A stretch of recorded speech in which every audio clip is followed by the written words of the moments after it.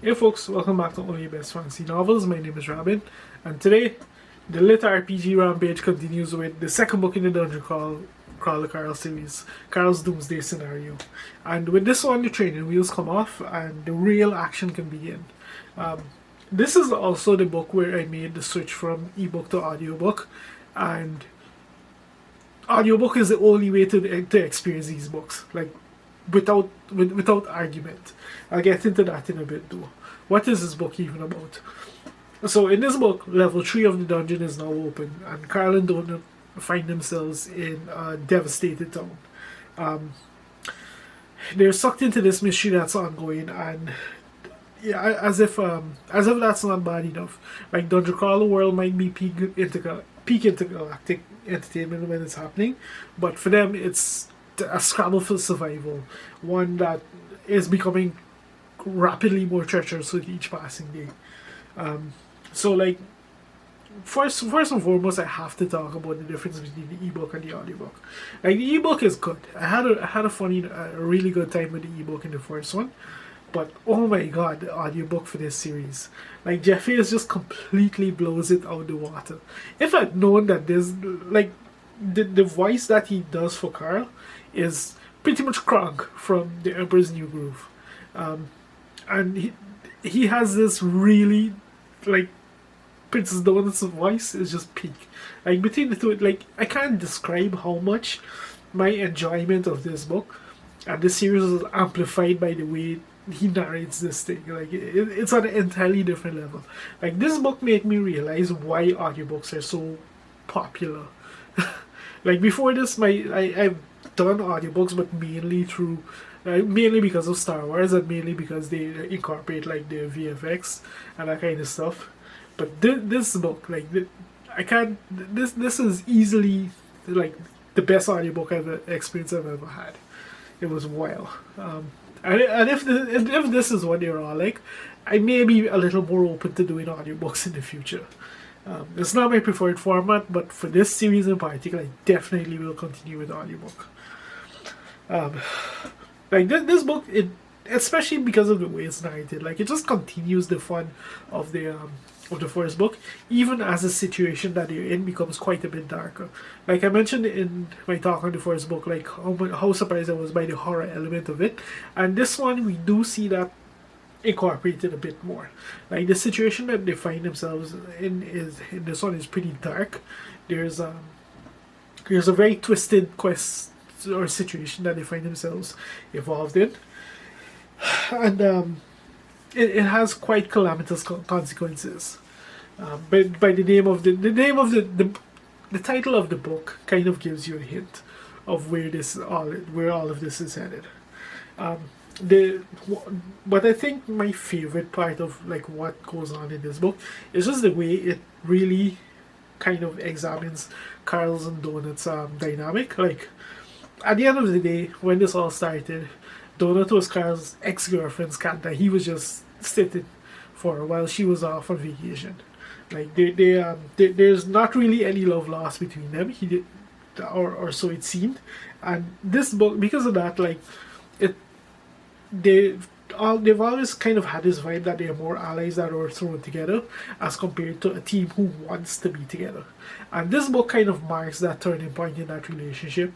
Like we see them make that conscious shift to deciding that okay, we want to be together moving forward. So that was like a really cool like thing to see. And why that, and that's not much of a, I don't consider that much of a spoiler because like their dynamic though pretty much clean through the entire series glaringly. Why that becomes important is because new people and new factions get introduced. Like at this point in the crawl, by stage 3, like the crawlers that are left are the most wily, the most like pretty much the strongest players in the game. And because of that, we start to see shifts in the dynamics. Like we start to see plans form. Like people start to think long term. Like alliances begin to brew, and factions that might be pro, might be con, begin to come into play in this aspect of it. So like the dynamics of the crawlers in the dungeon are beginning to change and form in their own way. So there's all of that. In many ways, like, this book reads almost like a transitory stage, um, like a transitory stage to what is to come in the series in the future as a result of that.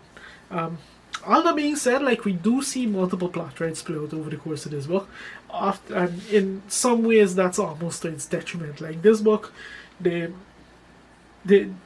action wasn't quite as relentless as the previous ones.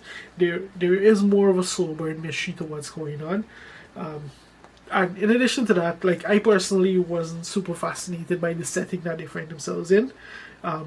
We do get involved in, we do get to see what some of the higher level, get a deeper understanding of what some of the higher levels of, or I should say lower levels of the dungeon will incorporate with the introduction of a certain new plot thread that's running here. Like, overall, the story, I think I have to say, like, it's not as relentless, and for me, it didn't feel like it had quite that same tension, quite that same intensity that the first book did. Like, it felt like a decline in this book compared to the first one. But that being said, like, the fact that I experienced the audio version of this for the first time, it still somehow greatly amplified my enjoyment of this book compared to the first one, which I read the audiobook, the ebook.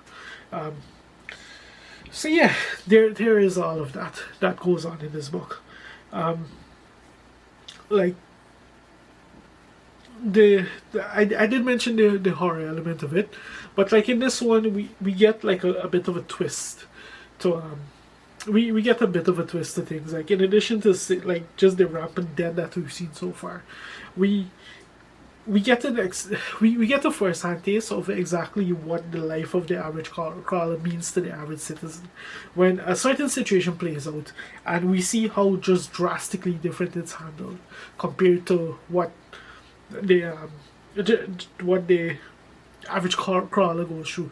And it's a situation just that its only purpose is just to really emphasize the dehumanization of everyone who's in this dungeon, the dehumanization of everything connected to this entire dungeon crawler. Like, it continues that thread from the first book, where, like, we see it was essentially systematic exploitation of everyone and everything connected to the crawl. This book very much drove that point home with a particular situation that comes up. So there's all of that, and we did get like a little bit more of a reveal where it comes to the long-term fate of Earth during this alien apocalypse. So there's all of that. All in all, what can I say? Like, it was another fun installment. It was a fun installment in what's a shockingly fun series. Audiobook is definitely the way to go with this. There is no competition. Don't do any other format. Do audiobook.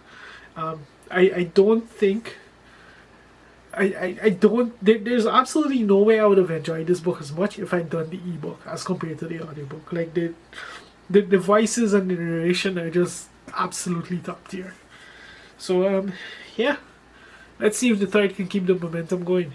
And that's pretty much all I have to say about Carl's Doomsday scenario. If you've made it this far into the video, thank you very much for watching, and I'll see you next time.